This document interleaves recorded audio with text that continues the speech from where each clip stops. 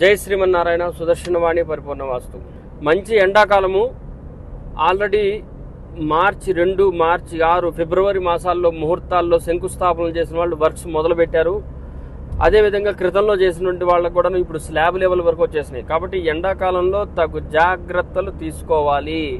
గృహ నిర్మాణాలు చేసేటప్పుడు ముఖ్యంగా మనం తీసుకోవాల్సిన జాగ్రత్తలు, ఎండలకు ఎక్కువగా స్ట్రెయిన్ అవ్వకుండా ఉండే విధంగా యజమానులు కూడాను అక్కడ పనిచేసినటువంటి సిబ్బందికి ఎవరైతే ఉంటారో వాళ్ళకి మజ్జిగ ఇవ్వటం కావచ్చు, అట్లాగనే ఏదో ఒకటి, సరే కూల్ డ్రింక్ వాళ్ళు తాగితే కూల్ డ్రింక్ కావచ్చు, చల్లటి పానీయాలు ఇవ్వటం కానీ ఏదో ఒకటి చేస్తూ ఉండండి. లేకపోతే ఏంటంటే వడదెబ్బ తగిలే అవకాశాలు ఎక్కువగా ఉంటుంటాయి. అందులో ముఖ్యంగా ఈ వర్క్స్ చేసేటువంటి వాళ్ళు ఉదయం 9:30, 10ంటికి అన్నం తిని సాయంత్రం మళ్ళీ 5:30, 6 వరకు ఏం తినరు.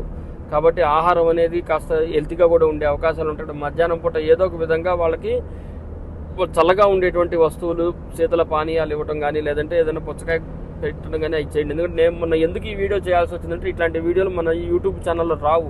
ప్రత్యేకంగా చెప్తున్నాను. ఎందుకంటే ఒకటి, ఎండలు ఎక్కువైనాయి. మొన్న నేను ఇటీవల ఒక గృహం దగ్గరికి వెళ్ళినప్పుడు మిట్ట మధ్యాహ్నం వెళ్ళాను.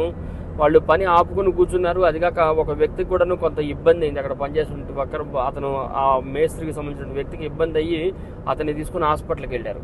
కాబట్టి మనం జాగ్రత్తలు వహించాలి. మనం ఇల్లు కట్టుకుంటున్నాం కదా అని చెప్పేసి వదిలేసి డబ్బులు ఇచ్చేసి వెళ్తే అది పరిపాటి కాదు. తగు జాగ్రత్తలు వహించాలి. మనం ఎవరినైనా సూపర్వైజర్ని పెట్టినప్పుడు అతనికి చెప్పాలి, బాబు కాస్త సోడా అన్నా తీసుకొచ్చి అందరికి, లేదా ఒక కూల్ డ్రింక్ బాటిల్ ఇచ్చి తలా కొంచెం అన్నా ఇవ్వటమో ఏదో ఒకటి చెయ్యాలి.